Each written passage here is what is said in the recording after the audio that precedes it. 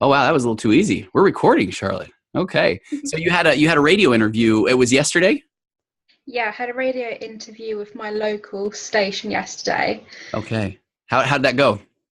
It went well. We spoke about a charity ball that I'm hosting Oh, for my local mental health charity, Mind, okay. and it's in memory of my dad who died by suicide. Okay. Well, and I'm grateful that you're willing to come on with me today, and I want to talk about you have a free ebook that people can I get do. tells the story of what that was like.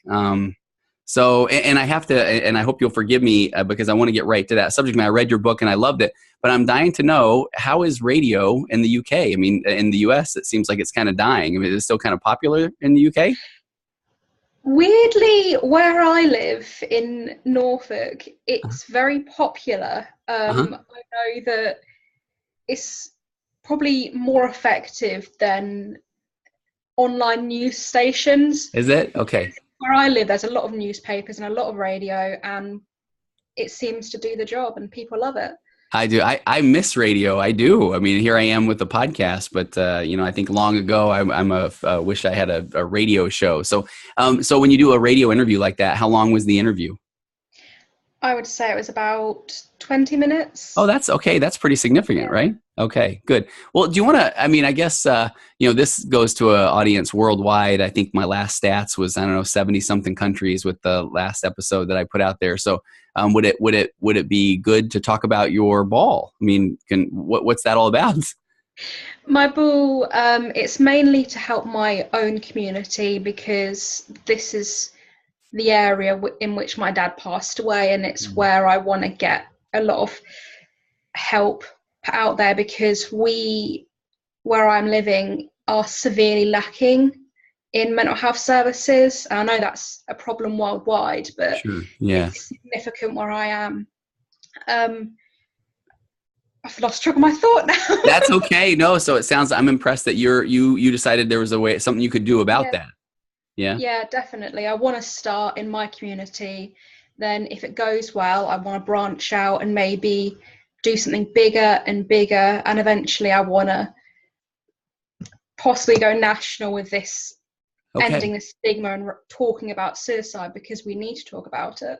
Well, okay. So then it is perfect to have this a worldwide audience. So I'm grateful. So I love that vision. So are you okay if we talk about your book and your father's story? Definitely. Okay. Yeah. Why don't you drive? I have some notes in front of me. There's some things that I kind of thought might be, had some questions, just you put some things very beautifully in your book, but why don't you kind of guide and tell the story? Well, the book outlines the events of my dad's suicide, and it starts off before he went missing because there are a lot of signs that he was giving, which sadly I missed myself and my family.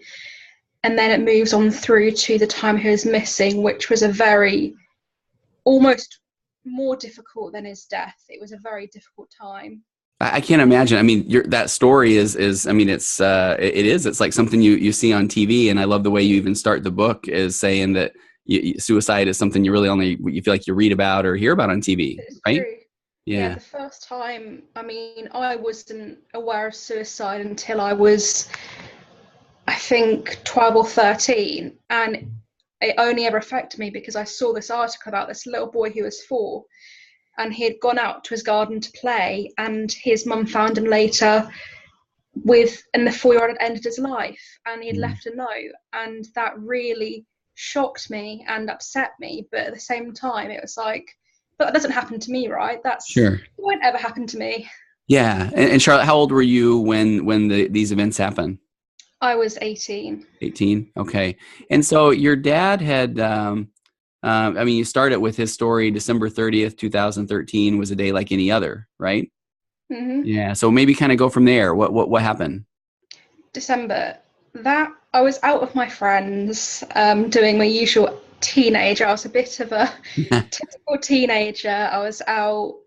I was supposed to be meeting this guy for what teenagers do when they're a bit Sure. bored. Right. And I got this call from my mum saying, your dad's not turned up to work, something's wrong.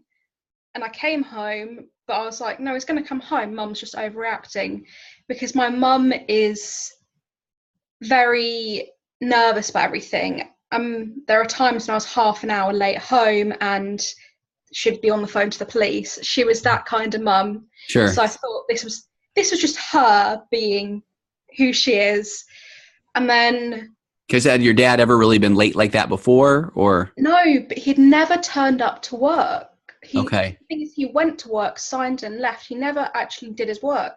Now, my dad, he was autistic, and he had a very set in his ways. He would never miss work. He would get himself really sick because he didn't want to have a sick day. And he was very loyal to his job. He was serving as a prison officer for over 20 years. Okay, and he interesting. was very good at his job. Yeah. So it was out of character. And then he came home at 5 p.m. as if we hadn't known anything had happened, because he always came home at 5. So it was him pretending it was fine. Okay, so he didn't know that you guys knew that he had not shown up at work. Know. Okay. And he came home, and I was at the stairs, and I ran down to hug him, because even at 18, he was my world. I am self-confessed daddy's girl. Okay. And I went up and I hugged him, and as my mum described it, he was like a scared little boy. Like, if you ever seen a child that's so scared and shocked, they just stand there and they don't know how to react. Okay. And that's how it was. And what I didn't know at the time was that he had gone back to his childhood area, driven all the way, that's 3 hours away from here. Oh, wow. Okay. All the way down there, and he had tried to hang himself. Oh. But he freaked out and decided not to. But when he came home, he went with the police and mum to A&E and had an assessment. But us children were never told, because he wanted to not worry us, and that was very much him. He could never talk about his feelings because he didn't want to upset us. And I noted, I noted in your book you had said that he had shown no signs of mental illness up to that point, right? Not that we knew. No, At the time we had no idea, and it wasn't until he had passed away that we realised that he had been telling us all this time, but we hadn't noticed, because, as I said, it wasn't ever going to happen to my family, and that's what was so stuck in our head that we missed it.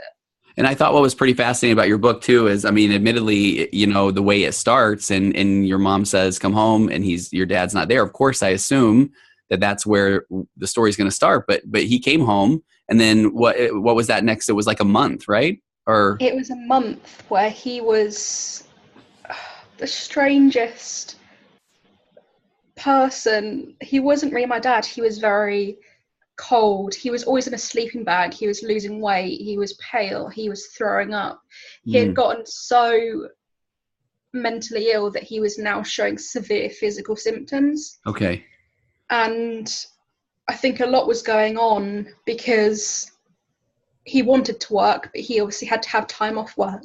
And because he wanted to work, him saying that he wasn't allowed to because he was ill was a big stress. And inadvertently, and I hadn't have meant to, I was also dating his boss's stepson, which interesting. I had no idea. But I remember him telling me, don't mess this up, don't mess this up. And he had never really cared so much about that before, but he was getting very nervous about everything. And it was a lot of triggers for him, but you know, you just don't think about it. You don't consider that someone can get that ill, especially when this is a man that's always been telling me these wise words to get me out of depression. He'd always been looking after me. Sure, yeah, and you had mentioned, you said your dad was very smart. I mean, that was so you had always looked up to him, right? Insanely, he came from a very, very poor family, and it always makes me laugh because my mum came from a wealthy family, and it was very Romeo and Juliet. Both parents hated each other. It's a beautiful love story. But he worked up from being poor. He became a medic in the Falklands, which led to PTSD. Oh, see, okay. Recorded. But he hid that. And then from that, he got his job as a prison officer, which he ended up apparently meeting Princess Anne. Oh, wow. Wow. Because he was so good at his job, he co-wrote a book on how to be a prison officer in the UK. So I think he was in the top 5 or 10% of performing in the whole of UK. Okay. And at the end, he had this big house. We had loads of animals. He had a loving wife. He had 3 determined kids, and he had everything he had ever dreamed of. And Okay. I was so proud that someone like had come from such a poor start and made an amazing life. And he never ever stopped learning. He Okay. didn't start learning until he was 27 when he had had his first child. Oh, And from there, he studied a bunch of things through the Open University, and he ended up doing counselling and hypnotherapy. wow. And Okay. he proved that age is not important. You can do anything you want to do at any time. Okay. And I respected him for that so much. So during that month, then, would you see little, I mean, even it sounds like the physical symptoms were there. You said, I think he was starting to kind of deteriorate a bit. Mm-hmm. Did you have glimpses though, where you felt like, okay, he's bouncing back, or do you think were you kind of trying to think the best, or what was that month like? It was difficult because I think I was blaming myself, and I was thinking maybe because he was a bit off. He wasn't his happy, loving dad as he was Okay. with. I thought, I've been such a terrible teenager. I must have just pushed him past like the edge. Oh, Because at the time, obviously, I didn't know he had been suicidal. I just thought sure. I was the problem. But then he came and sat next to me the week before. It was Monday, rather, so a few days before he went missing, and said, just walked in my room, sat in front of me, and said, "You know what, Charlotte? You're the only person that understands me." Hmm. And nowadays, I think that is a cry for help. Okay. Back then, I thought, oh, that's really strange because this is a 49-year-old talking to Yeah. his 18-year-old daughter. And I think then I had a clue, but I didn't want to believe it. Okay, and I really appreciate part of I think why you wanted to share your story, right? Is you had said I think on maybe it was on the website that hosts the book that you want to you now look back and say, okay, here's some things that maybe people can look for or signs. So do you feel like that was one of them at that time? Like That was definitely a sign. I okay, think if someone is very quiet and they just sit in front of you and they may be not talking as much, they may not be just being weird, or it might just be the fact that they want to talk to you but they don't know the words to say. And if you have a mental illness, it can be very hard to express your feelings, and it's even harder to express your desire to die as well. And I know okay, that personally, but okay. I know not many people do, because you don't want to admit that your child or parent or relative or friend is feeling that way. Sure. So if somebody who's listening now, I mean, what kind of advice would you give them if someone is, coming to them and they kind of feel like, okay, there's something that's just off or something awkward about this person? What advice would you give? I would be comforting. I Okay. would sit with them, and I would sit with them and listen to them for as long as it takes. Mm. Sometimes they just want the company. Sometimes they just need a moment or 10 minutes or something to find the words, and gently prompt them if you need to, but don't go overboard, because it's very easy to scare people when you're pressuring them into speaking. I It love needs to that. be in their time. Yeah, I try to do a lot of work with even when we mean well at times. If we're saying you're fine, don't even worry about it. You're going to be okay. It's sometimes that's not really empathetically listening to what somebody wants to Yeah. say or they're feeling. Right. I discuss that a lot because I'm a firm believer that mental health awareness is in our language, and that's the biggest thing. Because saying to someone, "you'll be okay," or "you're fine," or "you're overreacting," though you may mean well, Sure. to us it's like, "oh, you don't care, they're not listening." And something so caring can come across completely different when you're struggling with yourself. I love the way you put that. So the mental health awareness is in our language. I firmly Definitely. believe that as well. So in that scenario, then I think or if I'm hearing you right, it's get the person just to talk. I mean, you don't want to just tell them you're fine. You'll be fine tomorrow. Just think happy thoughts. I mean, that those aren't the things that someone wants to hear in that moment. Yeah. The best thing someone did to me, and it was an ex-boyfriend, I'd had a huge fight with my mum after my dad died. I was a mess, and my boyfriend managed to can't for the word managed to persuade me to open my door because I'd locked it. And he came in, he sat with me. I didn't say anything. I just sort of curled up in a ball on the fetus position. And what he did is he went to the bed, he put a pillow under my head, he wrapped me up tightly in a blanket, and he just lay down next to me. And after a little while, I found the courage to talk to him, but he had comforted me and he had made me feel secure and safe. And it's still to this day, though I'm no longer close to that person, I still remember it as one of the best things that someone's ever done for me when I felt suicidal. Yeah, that's beautiful. So just be there. Exactly. Okay. And I like how you said you eventually felt comfortable enough to open up. Okay. So back to your dad's story. So there was this month-long period. You kind of said a few days before he sat you down and said, Charlotte, you're the only one who understands me. What happened after that? He tried to get back into his normal routine. My dad loved decorating, and he was always doing something. If he wasn't cleaning, he was doing DIY. If he wasn't doing that, he was working or studying. He was a very busy person.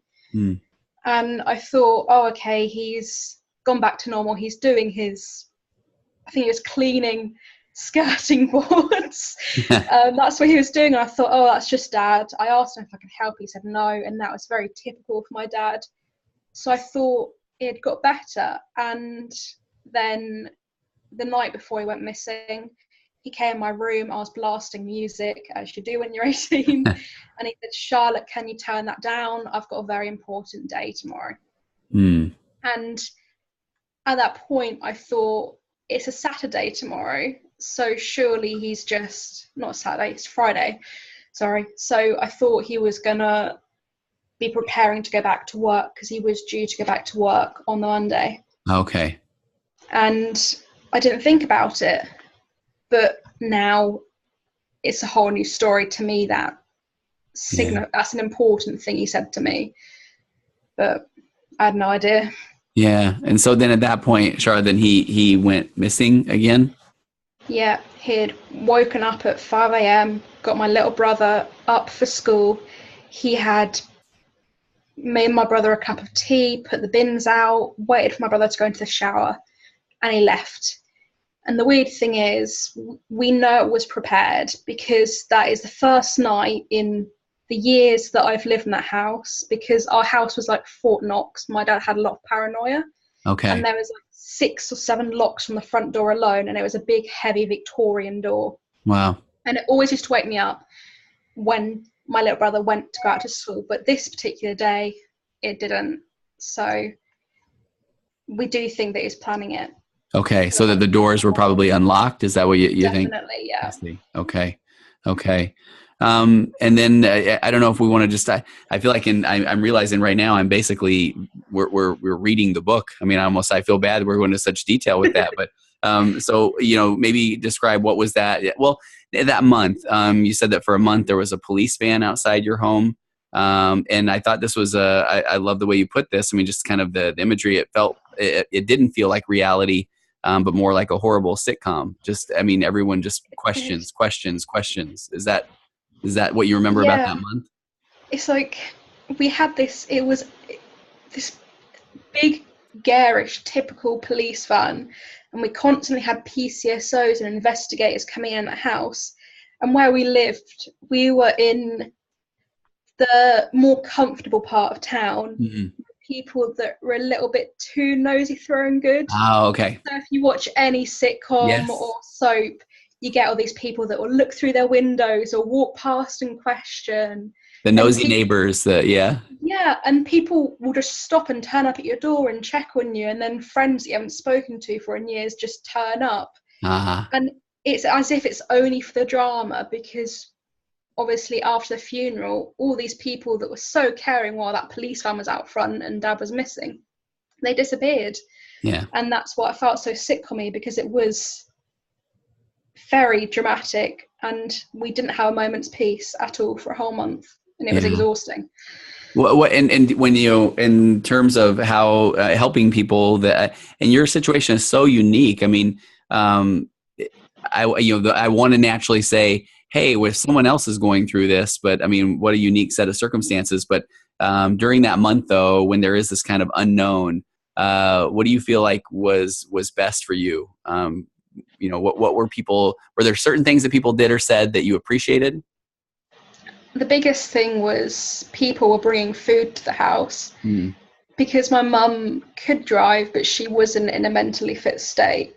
And Okay. for the first few days and weeks, I had to walk 2 miles there and back to a supermarket to pick up 2 or 3 bags of food. Wow. And I was having to do a million other things, and I'd become a mother to my own mother Okay. and my autistic little brother, and it was difficult. Wow. So just people simply bringing food and stocking it up.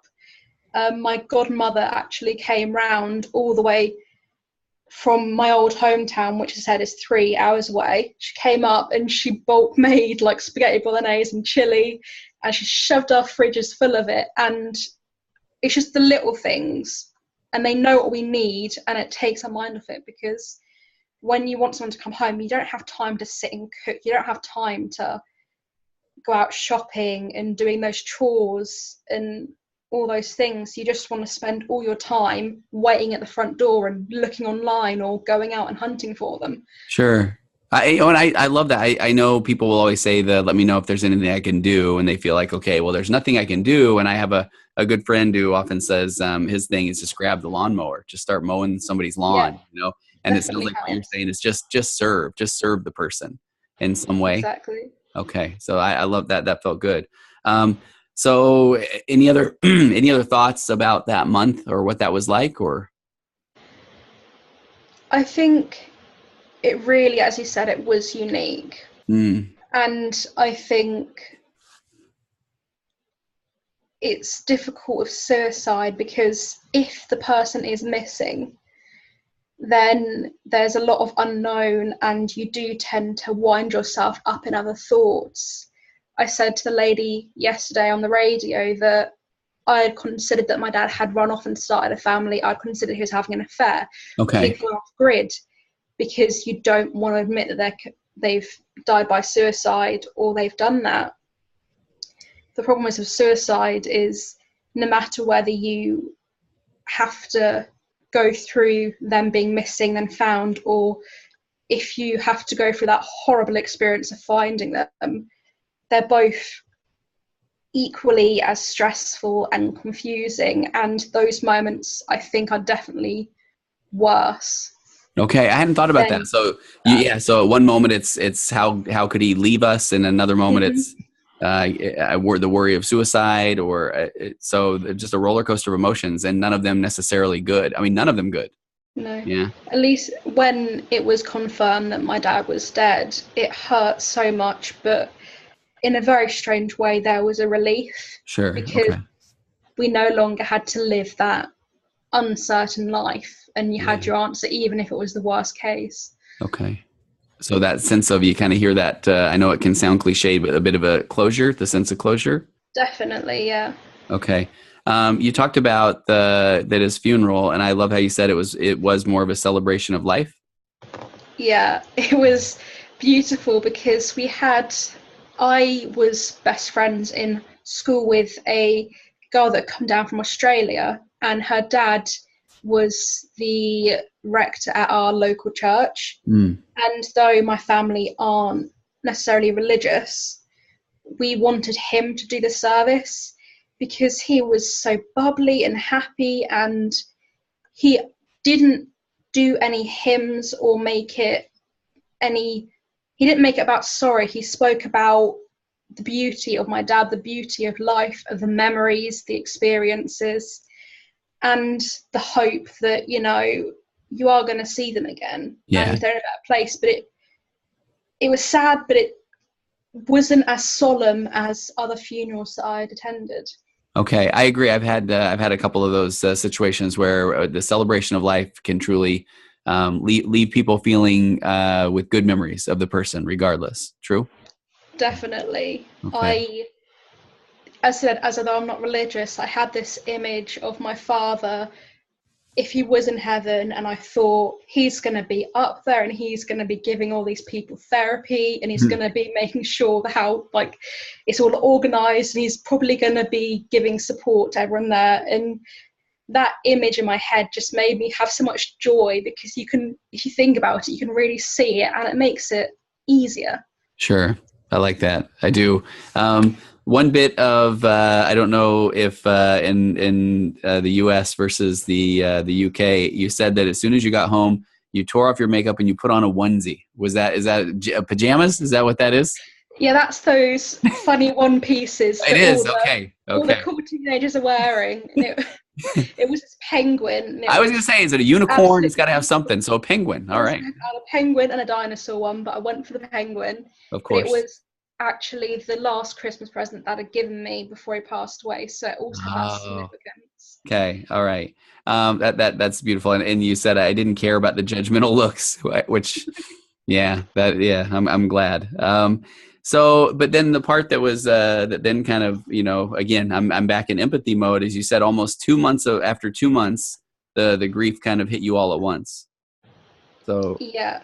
what do you remember about that? And you said that at that point was when you had actually was it contemplated suicide, or how did you? I did. I remember that night very well, because I was up and I was sitting in my bed, and I was in a rough patch with my partner at the time, and he was being very absent and distant, and I felt very alone. And what I'd done is I thought, I really want to die.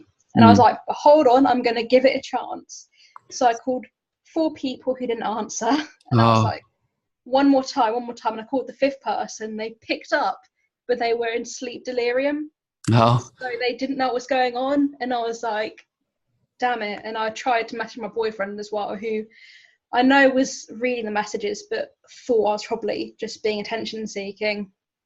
And I was like, this is the universe telling me to give up. I want to be my dad. I'm done. And I did. I just took what I could find and did my best to end my life. But an hour or so later, my switch clicked back on, and I'd realised what I'd done, and I was like, oh my God, I don't actually want to die. What's going on? Okay. Because I wasn't in control those previous few hours. And I went to my room and I told my mum, and I was like, I've done this. And then I went to hospital. Wow, Charlotte, I'm so sad that you were there at that place, but as a therapist and working with a lot of people that have kind of experienced that, I kind of want to go back to that. You said you weren't thinking clearly, and when you kind of got to your senses of sorts, then your first thought was that you didn't want to do that. Yeah, I didn't want to die.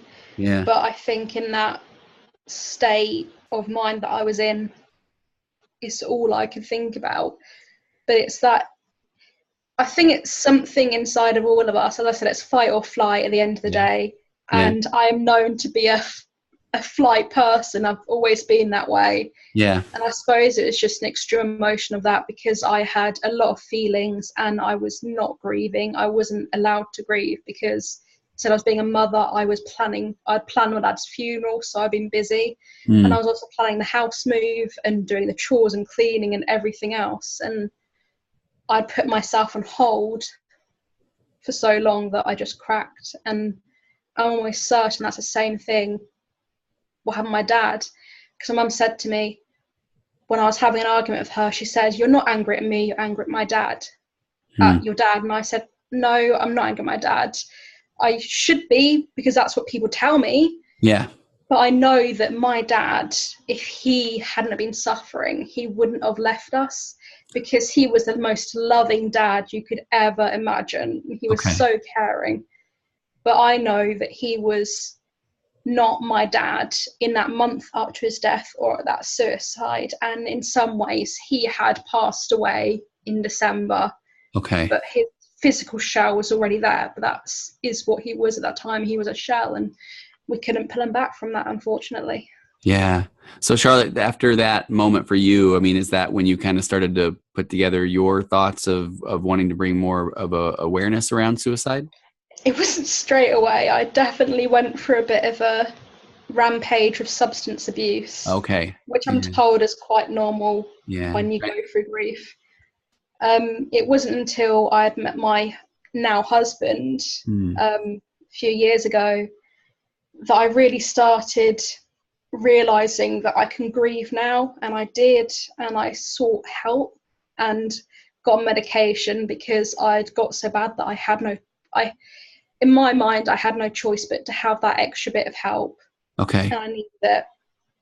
And I was just sitting there, and I remember I was just lying down and I was thinking about my dad and his memories, and I didn't feel sad, I felt warm. And when I Okay. was lying there with my eyes closed, and it's almost as if I could feel him, and that was the moment when I realised that, I can move on now, Yeah. because he's still there, and I like to say he's in my blood. He lives on through me, he lives on through my love, and he lives on through the memories. Yeah. And now I know that and I believe it, I can move on. And though I never forget him, I'm no longer in that suicidal or grief state. And it's now I focus on helping others. Okay, and I think and I know it's funny in my mind. I feel like, well, of course, everyone will realize, that Charlotte, that thank goodness that you didn't succeed in that attempt, because now look at this, you're smiling, and you're talking about being married. You talk about spreading this word, feeling this warmth. But I mean, I think we need to, any chance we get, to say exactly what you did. I mean, seek help, medication, reach out to a friend, whatever it takes in that moment. True. Definitely. And the biggest thing, as I learned, is you need to put yourself first. My biggest realization was that, as controversial as it sounds, you are the most important person in your life. Yeah. It's not your child or your partner, it is you. Because if you don't put yourself first, if you don't love yourself, you can't look after those people around you. And certainly if you cease to exist, then your reality does too. Yeah. And Okay. that feeling has really helped me, because I was a doormat, and that led to a lot of my depression. But Okay. now I know that I can be selfish without being mean, and Yeah. that's how I live my life now.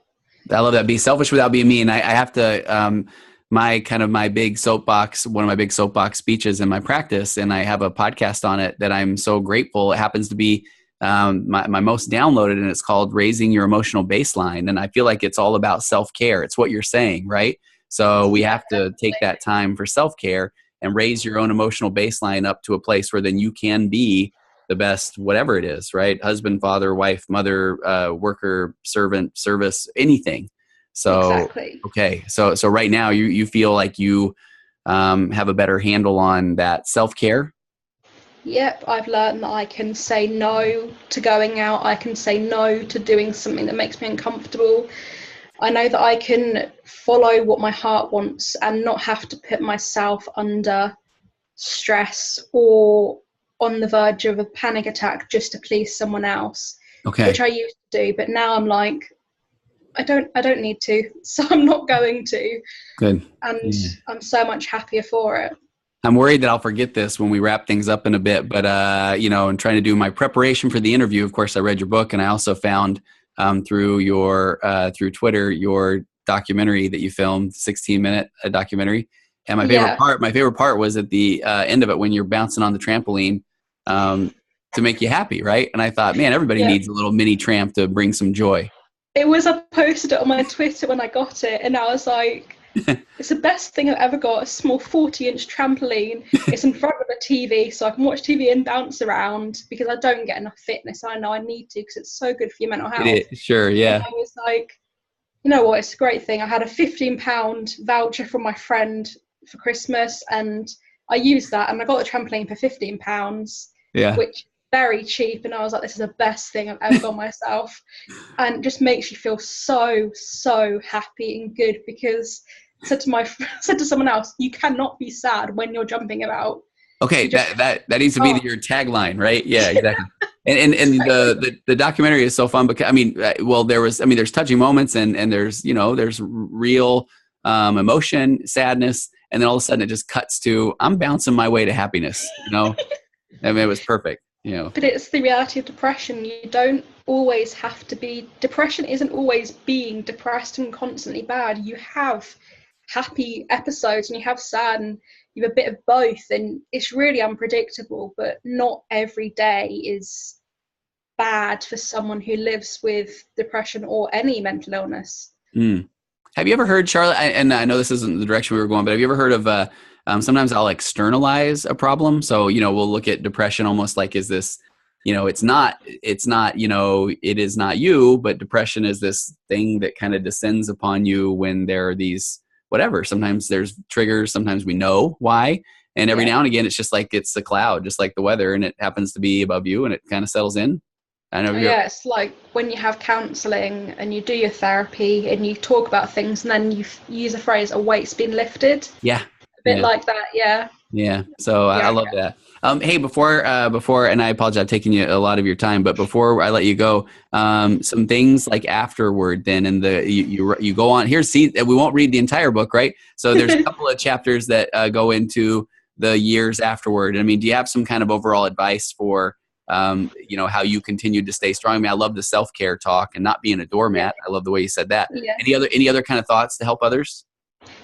If you are grieving, the important thing is to grieve in your own way and in your own time. Don't compare yourself to others and ignore anyone that says to you, it was this long ago, you need to move on. Just ignore that. You grieve how you need to grieve. And that's the biggest piece of advice I'd ever give anyone going through that. So there's I've recorded another podcast I haven't launched yet, and I think I'm trying to, the host of the podcast, it's called A Loss for Words, and it's a girl in her early 20s who lost her mother to cancer. And so we do a whole episode on that. So I feel like I'm going to probably run yours and then that one after, because they just go so well together. But she talks about that, right? Again, cliched, but there is no correct way to grieve. And if someone is telling you this is what you should do, tell them to buzz off, right? Exactly. Definitely. Yeah. What's the nice way in the UK to say buzz off? I think it's just bugger off. Bugger off. Okay, I like that one better. So yeah, tell them to bugger off, right? You're going to grieve the way you want to grieve. There was one thing about that. I actually, there's. Are you familiar with the 5 stages of grief and loss? Have you heard of those? Funnily enough, I think my dad taught me those years ago. Did he really? Okay. He was all into Freud and okay, sure. All that sort of thing, yeah. No, it's went over my teenage head. Well, and ironically, this the podcast with this other person we talk about, it's not really based in evidence or science, and the woman who wrote it just kind of wrote this book about it and didn't know that it would be canonized as, if you don't do these things correctly, something is wrong. So I love the fact that you're saying, hey, there's no real way to. But there's a stage in there that I did think was interesting. It's there's an acronym. It's DABDA: denial, anger, bargaining, depression, and acceptance. And again, not it doesn't have to be linear. But I love in your book you talk about, I think you do a really nice job of talking about what bargaining can look like, because I think a lot of times we think when someone is sick, we say, I'll become a priest if they don't die, those sort of things. But bargaining really looks in hindsight when we kind of go back and say, if only I would have, and that can just, it can really eat away at someone when they kind of get stuck in those thoughts. We definitely need to stop this blaming of each other when someone passes away by suicide, because in truth, there are a lot of factors that influence a suicide, but it is no one's fault. It's not even the victim. It's, as I said, it's this almost robotic mode that comes into play in some of us, and that person isn't them anymore, and it's certainly not the fault of anyone around them. It's just we need to remember that. Yeah, perfect. Charlotte, where can people find out more about you? Well, they can find me on Twitter, which is my main form where I connect with people, and that's at xCharlotteFoxX, which is still under my maiden name, but that's fine. Yeah. And then, and you're right. And on Twitter then, and I'll put a link in the show notes, to your Twitter account, if that's okay. Yeah, okay. Cause then from there, people can find your ebook. And then you also have another book I noticed up there as well. What's that book about? I have a smaller book, which was my first step in creative writing. And that was not really mental health, though you could play on that, because it's based off my experiences in my old house, because it depends how you see it, whether you believe in spirits, it's sort of on that, but it's also about me seeing things that I shouldn't have because I was in that state. But it was an exploration on that. And I'm actually trying to get a third book traditionally published. Okay. Trying to. It's very difficult to do the traditional route. And that's focused on mental health in the relationship when both parties suffer from it. Okay. And that's the focus, because again, it's real life focused, but it's to highlight the difficulties of being in a relationship when you have a mental illness, as well as the difficulties that come when two people are very much in love, but their mental illnesses do make it difficult. Okay. And yeah, that's what that'll be about if it ever gets published. Okay. Well, when it does, I hope I'll be able to have you back on. So, Charlotte, thank you so much for joining me today. And I'm grateful that you were vulnerable enough to share your experience with your dad. I'm so sorry about that whole story, but I mean, you're bringing a lot of awareness around suicide because of what happened. So. Yeah, it's what I live for now. It's definitely my passion. So. Okay, I'm grateful for you doing that. All right, hey, I'm gonna go ahead and pause, and then if you want to hang on just for a second, okay? But thank you so much, Charlotte. Thank you for having me. Thank you.